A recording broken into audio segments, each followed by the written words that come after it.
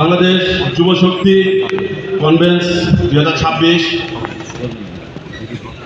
আমি গভীর সাথে স্মরণ করতেছি 2024 সালে জুলাই আন্দোলনের শহীদ সকল ভাই বোন ও সহযোদ্ধাদের। এই সাথেও স্মরণ করতেছি যারা আহত হয়ে চিকিৎসায় হাসপাতালে দাঁড়ে দাঁড়িয়ে ঘুরতেছে এবং তাদের সঠিক চিকিৎসা হচ্ছে না তাদেরকে।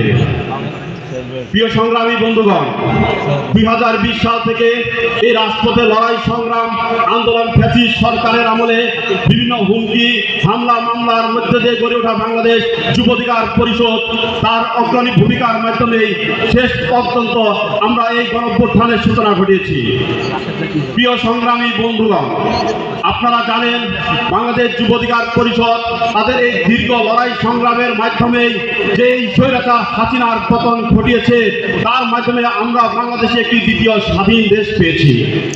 তবে আমরা সকলেই জানি যে এই যে স্বৈরাচার হাসিনার পতনের পরে যে একটা ইন্টারিম সরকার গঠন হয়েছিল, এই যে আমি কিছুক্ষণ আগে আমার জুলাই শহীদ পরিবারের কথা শুনলাম, এটা আপনারা সকলেই শুনেছেন। আমরাও তাদের কথাই বলতে চাই যে এই যে সরকার পতনের পরে যে একটি অন্তর্বর্তীকালীন সরকার গঠন হয়েছিল তাদের দৃষ্টি কোনো ভূমিকা ছিল আপনারা বলতে পারবেন আমার মনে হয় না।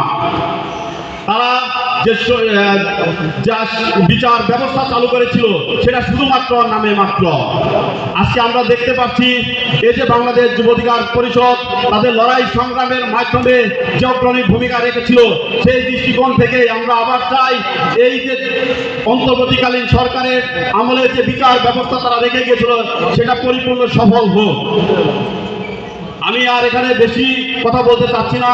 আমি আমার বাংলাদেশ যুব অধিকার পরিষদের পক্ষ থেকে আবার আপনাদের সকলকে সংগ্রামী শুভেচ্ছা ও অভিনন্দন জানিয়ে আমি আমার সংক্ষিপ্ত বক্তব্য এখানেই শেষ করছি। ধন্যবাদ সবাইকে।